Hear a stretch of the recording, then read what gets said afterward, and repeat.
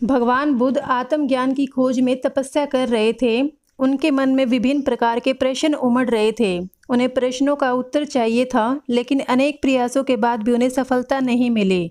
वे आत्मज्ञान की प्राप्ति के लिए कठोर तपस्या करने लगे, अनेक कष्ट सहन किए, कई स्थानों की यात्राएं की, परंतु जो समाधान उन्हें चाहिए था वह उन्हें मिला नहीं। एक दिन उनके मन में कुछ निराशा का संचार हुआ। सोचने लगे, धन, माया, मोह और संसार की समस्त वस्तुओं का भी त्याग कर दिया, फिर भी आत्मज्ञान की प्राप्ति नहीं हुई। क्या मैं कभी आत्मज्ञान प्राप्त कर सकूंगा? मुझे आगे क्या करना चाहिए? इसी प्रकार के अनेक प्रश्न बुद्ध के मन में उठ रहे थे।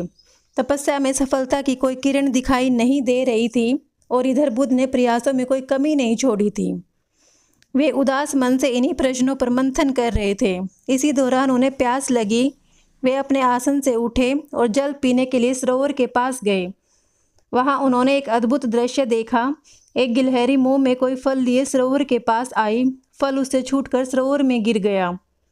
गिलहरी ने देखा फल पानी की गहराई में जा रहा है। गिलहरी ने पानी में छलांग लगा दी। उसने अपना शरीर पानी में भिगोया और बाहर आ गई।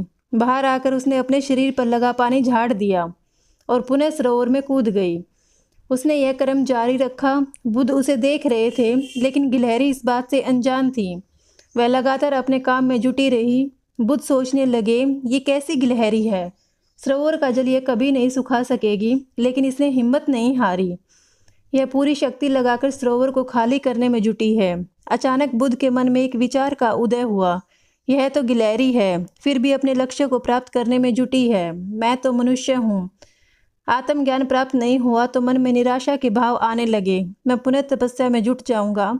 इस प्रकार महात्मा बुद्ध ने गिलहरी से भी शिक्षा प्राप्त की और तपस्या में जुट गए।